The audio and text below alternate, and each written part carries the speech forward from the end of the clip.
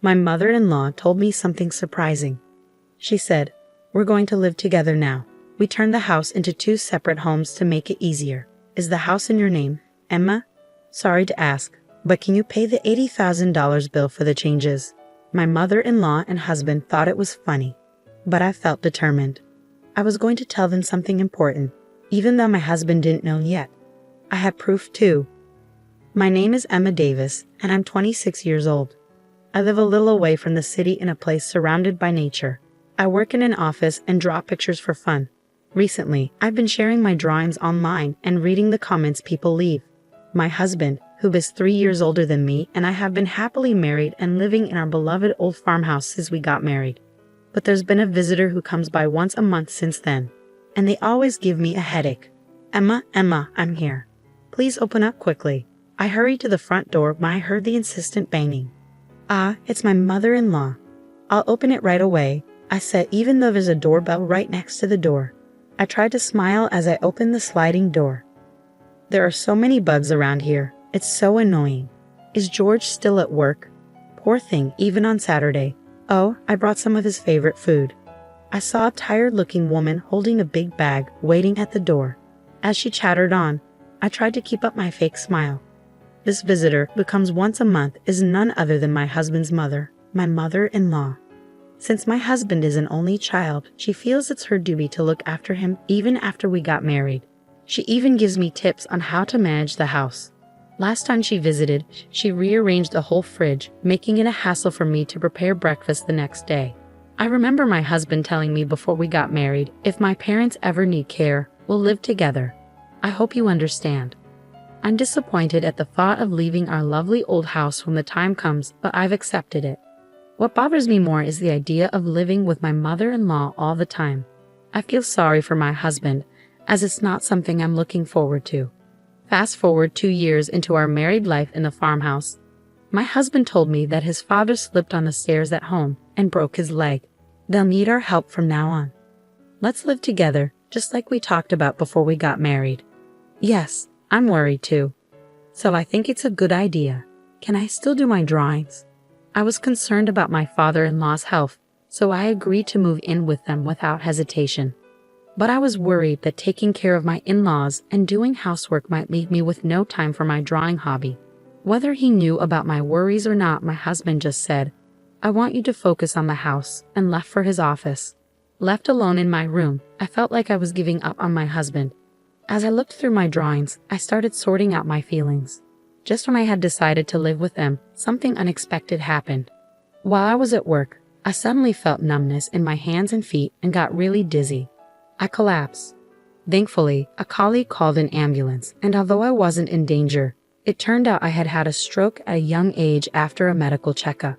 Even though I had been warned about high blood pressure during health checkups before, I regretted not taking it seriously and going to the hospital.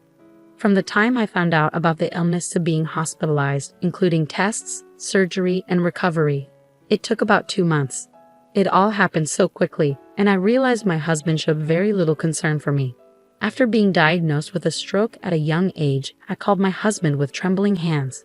But all I heard was disappointment in his voice, saying, "So living together will have to wait, huh?" I couldn't believe he was more worried about living arrangements than my health.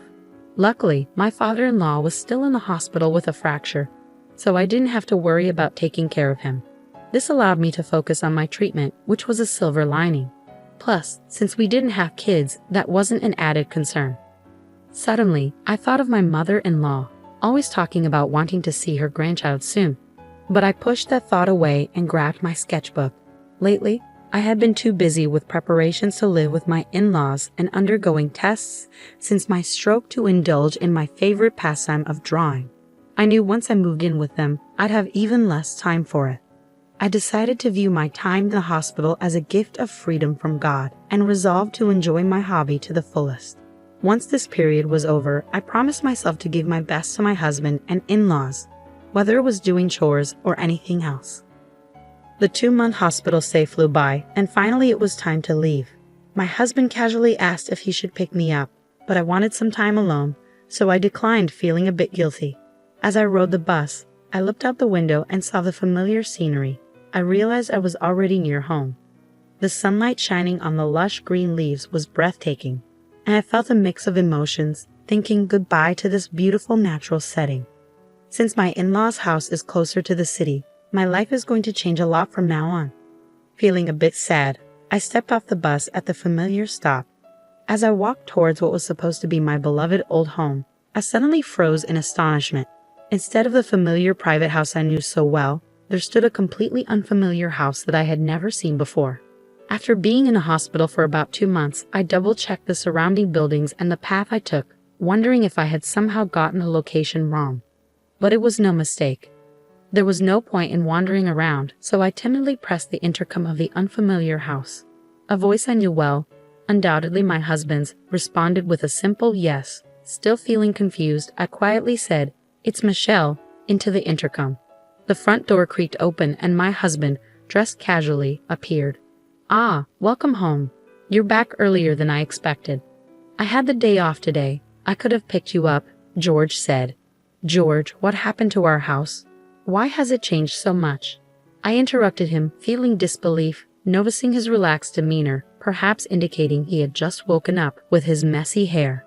Ignoring my anxiousness, George only responded vaguely, "Huh, what's going on? What happened?" without addressing my question. Just then, laughter echoed from inside the house.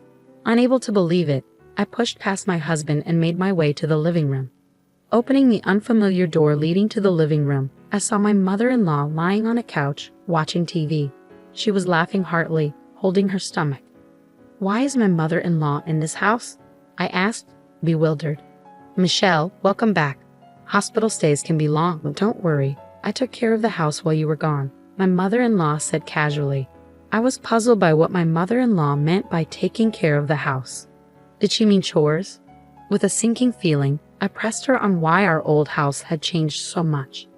Without any hint of remorse, she replied, "Well, since we're all going to live together, I thought it would be more comfortable to remodel it into a duplex." The words "remodeled it into a duplex" kept echoing in my head. My mother-in-law had always been one to meddle in our lives, but I never imagined she would renovate our house without asking. And weren't we supposed to move into my in-laws' house, closer to the city center? Every time she visited our old house, she complained about the bugs and the walk from the station. So why all the changes now? "Oh, and if something else important I have to tell you," my mother-in-law said, switching off the TV with a grin. "The remodeling costs a bit. I believe the title to this house is under your name, Michelle. I'm sorry, but could you handle the payment?" My mother-in-law chuckled, devoid of any hint of apology. "Ah, it's $80,000, she said, her smile growing wider. "That's the cost of remodeling, and the title to this house comes with it, Michelle. $80,000. Her unexpected words hit me like a punch to the head, and my legs started shaking. I couldn't even find the words to respond. As I stared at my mother-in-law, stunned and laughing without a care, my husband appeared at the entrance and slipped into the living room. Seeing him, I instinctively moved towards him, holding on to a faint hope that he would support me. I repeated to my husband exactly what my mother-in-law had said, desperately awaiting his reaction, but all I got from him was a cold reply. "Well, that sounds about right. You'll handle it, won't you?" That's just who he is. When I had a stroke, he cared more about our living arrangements than my health. He's the kind of man who listens to his mother's every word, no matter how absurd. A man who always believes his mother is right. My discomfort and dissatisfaction towards my husband reached a boiling point. Once it overflowed, I was done. With all my heart, I decided I would leave this family behind. "I understand now, George. I'm going to divorce you and your mother, Cecilia. And no, Cecilia, you can handle the renovation costs on your home." I declared this all at once and turned my back on them, intending to leave the room quickly, but they weren't going to let me go so easily. "I've been losing interest in you anyway, so it's no big deal. But remember, this house is in your name, Emma, so you have a responsibility to pay," George remarked. "That's right, feel free to leave, but please settle your dues first," added Cecilia. I was astonished by their selfishness. I couldn't help but sigh. I was sure if I turned around, I'd see their smug faces grinning in victory, but I refused to look back. I stood tall and replied, "You keep saying the house is in my name, George, but did you forget that ownership has been transferred to you?"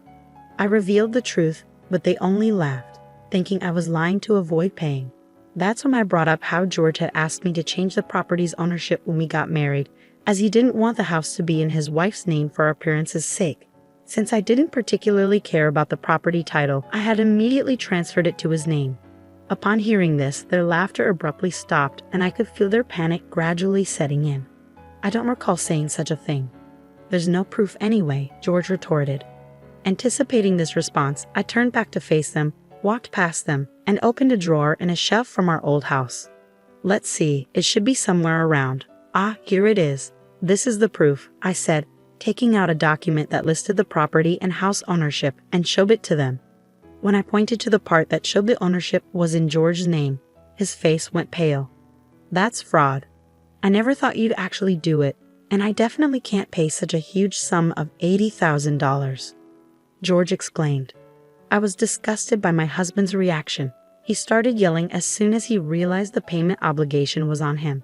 Since a decent conversation seems impossible, let's communicate through lawyers from now on. Cecilia, your son seems to be in quite a pickle, so please take good care of him from now on, I stated calmly beside my loud husband. I smiled at my mother-in-law, who stood dazed, and finally turned my back on them, leaving their home for good. After that, my husband called several times, but I chose to ignore him entirely, opting instead to communicate formally through a lawyer, given our strained relationship and the issues with my mother-in-law. The divorce was settled without any problems. Regarding my husband's accusation that changing the property's ownership was fraud, it was determined that it was a mutual decision made when we got married 2 years ago. My lawyer reassured me with a smile that this was neither fraud nor anything illegal. With that, all the uncertainty inside me disappeared completely. It turned out that I was supposed to foot the bill for renovating the house as soon as I got discharged from a hospital. I couldn't help but appreciate the well-executed, spiteful move of pushing me into a difficult situation just after I had undergone surgery and rehabilitation and finally got discharged due to illness. In the end, since the house was in my husband's name, it was his responsibility to pay the hefty renovation costs, and he ended up cornering himself. Moreover, I was able to secure alimony after the divorce was finalized. My husband, faced with a claim for an amount he couldn't possibly pay off, either borrowed money from risky sources or didn't pay at all. While I was in the midst of the legal battle with my husband and mother-in-law, I received an apology from my father-in-law, Bob, who had been hospitalized with a broken leg, saying, "I'm sorry for my wife and son's behavior." Of course, it didn't seem that Bob was directly involved in this matter, but it couldn't be denied that for 2 years after our marriage, he had turned a blind eye to his wife and my indifferent husband. After briefly replying to Bob's message, I made the decision to cut all ties with my old family and start afresh. Since then, my health has been gradually improving, and I was able to return to work. When I was married, I used to draw illustrations, but I always felt restricted by my husband's presence. Now, I can immerse myself in drawing whenever and however I want. Initially, drawing was just a hobby, but now I receive job offers through the social networking site where I post my illustrations. I spend more time drawing for work than for pleasure these days. My current dream is to buy an old farmhouse in a somewhat rural town using the alimony from my husband and my savings, and to open an art studio there. Today, I'm taking the first step towards realizing that dream by heading to see an old farmhouse. As I gaze out at the scenery from the bus, I can't help but think back to the day I left the hospital, the day that changed my life forever.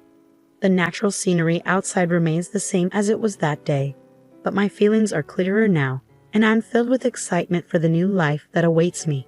The leaves on the trees, illuminated by the sunlight, look so bright and dazzling.